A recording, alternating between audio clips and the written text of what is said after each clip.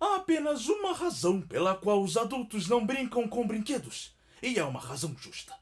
É que brincar exige mais tempo e dedicação do que tudo mais. A brincadeira, da forma como as crianças a encaram, é a coisa mais séria do mundo. E assim que começamos a ter pequenos deveres ou pequenas penas, temos de abandonar em parte este plano de vida tão enorme e ambicioso. Temos força suficiente para a política e o comércio, para a arte e a filosofia. Não temos força suficiente para brincar. Esta é uma verdade que será reconhecida por qualquer um que, quando criança, já brincou com blocos, com bonecas ou com soldadinhos de chumbo.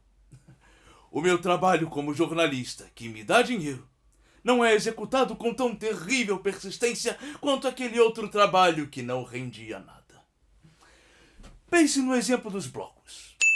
Se você publicar amanhã um livro em 12 volumes, seria típico de você, sobre a teoria e prática da arquitetura europeia. O seu trabalho poderá ser laborioso, mas será fundamentalmente frívolo. Não é sério como o trabalho de um menino empilhando um bloco sobre o outro.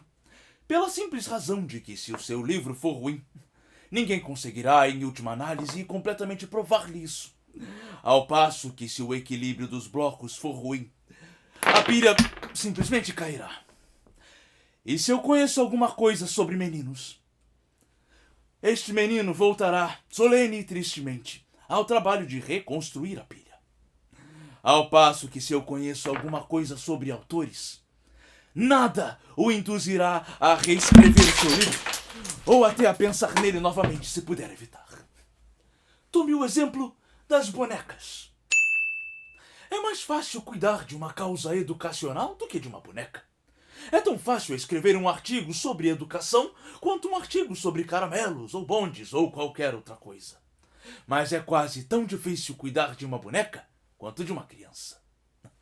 As menininhas que conheci nas ruelas de Battersea adoram suas bonecas de uma maneira que lembra não tanto brincadeira quanto idolatria. Em alguns casos, o amor e cuidado do símbolo artístico realmente se tornaram mais importantes do que a realidade humana para que este fora, eu suponho, originalmente concebido para simbolizar.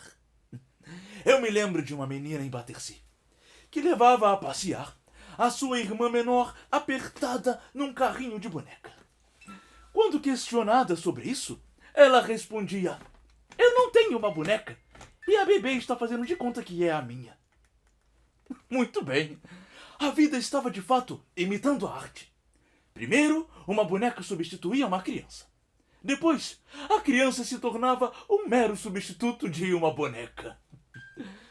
Mas isso abre outros assuntos. O ponto aqui é que um homem que escreve sobre a maternidade é meramente um educador. Mas a menina que brinca com uma boneca é uma mãe. Tome o exemplo dos soldadinhos. Um homem escrevendo um artigo sobre estratégia militar é simplesmente um homem escrevendo um artigo, uma visão repugnante. Mas um menino fazendo uma campanha com soldadinhos de chumbo é como um general fazendo uma campanha com soldados reais. Ele precisa, até os limites de sua capacidade juvenil, pensar no assunto. Ao passo que o correspondente de guerra não precisa pensar em nada. Em geral, portanto, o que impede os adultos de participarem nas brincadeiras de crianças não é que não tenham prazer nisso. É que simplesmente não têm o tempo livre para elas. É que não têm como gastar o esforço e o tempo e a consideração necessárias para uma atividade tão grandiosa e grave. Eu mesmo venho há algum tempo tentando completar uma peça em um pequeno teatro de marionetes, bastante simplório, devo dizer, em que eu mesmo desenhei e colori as figuras e cenários. Eu tive de gastar apenas alguns poucos centavos por cada folha de cartolina de boa qualidade e por uma caixa de lápis de cor de má qualidade. O tipo de palco em miniatura que eu fiz é provavelmente familiar a todos.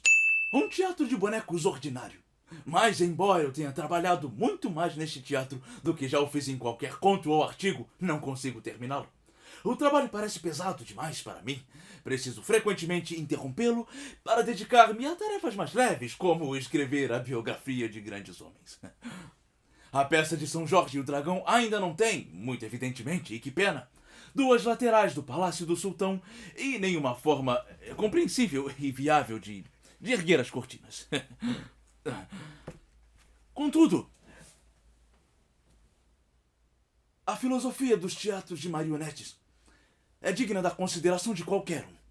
Toda a moral essencial que os homens devem aprender pode ser deduzida deste brinquedo. Artisticamente considerado, lembra-nos o princípio essencial da arte que está em grande perigo de ser esquecido em nosso tempo. Refiro-me ao fato de que a arte consiste na limitação. O fato de que a arte é limitação. A arte não consiste em expandir as coisas. Consiste em recortar as coisas, como recortei, com uma tesoura, as minhas horríveis figuras de São Jorge e o Dragão. Platão, que gostava de ideias definidas, teria gostado do meu dragão de cartolina, pois, embora a criatura possua poucos méritos artísticos adicionais, pelo menos parece um dragão. O filósofo moderno, que gosta do infinito, faria muito bem em considerar uma simples folha de cartolina. O aspecto mais artístico da arte teatral é o fato de que o espectador observa tudo através de uma janela. Isso é verdade até mesmo em teatros inferiores ao meu. Mesmo no mais imponente teatro municipal, você olha através de uma janela. Uma janela excepcionalmente grande. Mas a vantagem do teatro pequeno é que você olha por uma janela pequena. Nunca repararam quão doce e surpreendente é qualquer paisagem quando vista através de um arco? Isso é especialmente verdade no teatro de marionetes, que ao reduzir a escala dos eventos, permite apresentar eventos muito maiores. Porque é pequeno, poderia facilmente representar o terremoto na Jamaica. Porque é pequeno, poderia facilmente representar o dia do juízo final. Na medida exata em que é limitado, pode facilmente lidar com a queda de cidades ou de estrelas cadentes. Entretanto, os teatros grandes são obrigados a serem econômicos, porque são grandes. Quando tivermos compreendido este fato, teremos compreendido em parte porque o mundo foi sempre, inicialmente, inspirado por nações pequenas. A vasta filosofia grega se encaixava mais perfeitamente na pequena cidade de Atenas do que no imenso império da Pérsia. Nas estreitas ruas de Florença, Dante sentiu que havia espaço para o purgatório, o céu e o inferno. Ele teria sido sufocado pelo Império Britânico. Grandes impérios são necessariamente prosaicos, pois está além do poder do homem representar um grande poema em tão grande escala. Só é possível representar ideias muito grandes em espaços muito pequenos. O meu teatro de marionetes é tão filosófico quanto o drama de Atenas.